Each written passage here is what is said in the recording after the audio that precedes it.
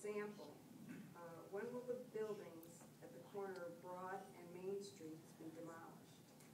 And also, what are your plans for revitalizing the downtown area, including the bus kiosks on Main Street? That's a 7-minute one. 7 minutes.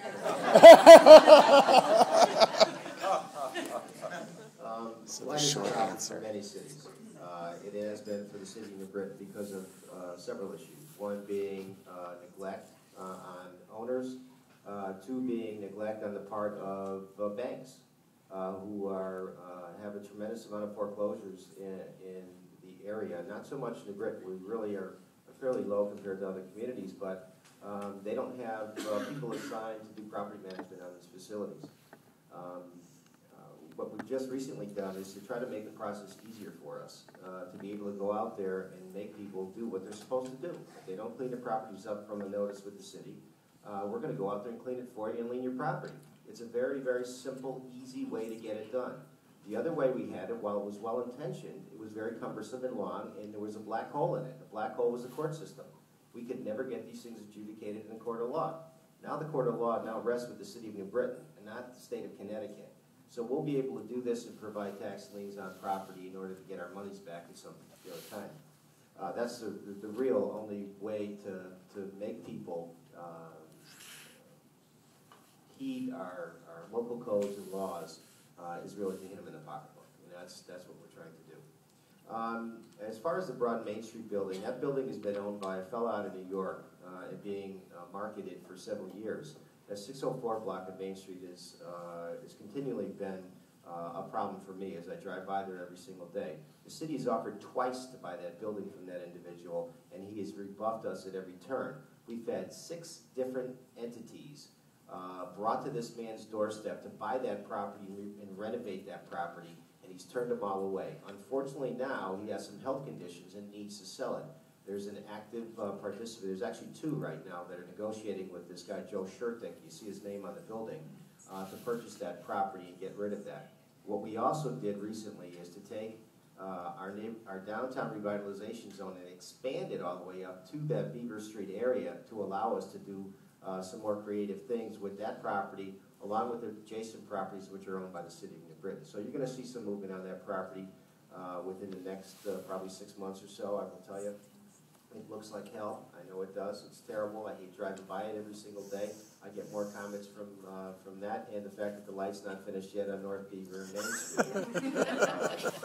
And it's a state issue. I can tell you that signalization issue is a DBE issue with the state of Connecticut, the Department of Transportation.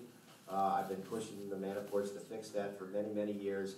And finally, I think we finally got it solved. The problem is the state has to approve the contractor and the product. And we're waiting for the state's approval before they can finish that. You can see the poles are up. The city in a previous administration bought the wrong poles for that light.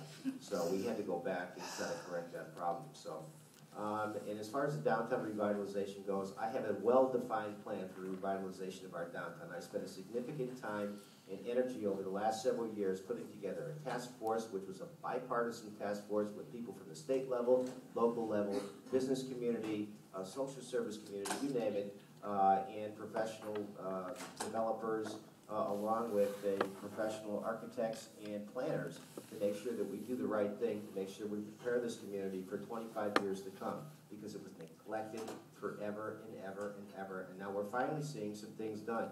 As you can see, we finally knocked down 121 and 31 Main Street, which is a long time coming. There hasn't been grass there for 100 years.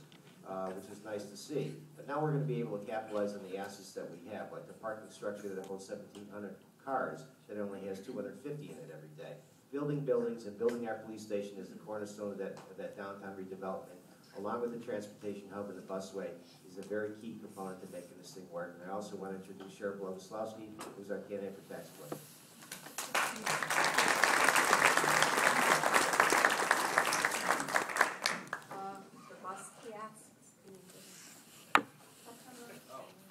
Bus kiosks, actually we got a federal grant. They're all getting rebuilt. Some of them are getting relocated. We got $180,000, I believe, in a federal grant to do that. And it's under the control of the Public Works Department right now.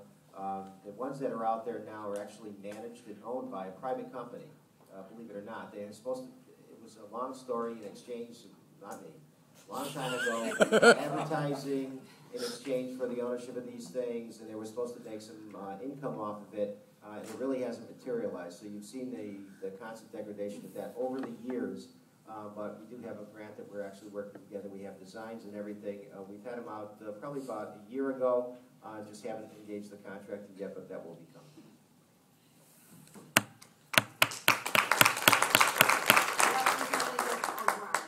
Thank you.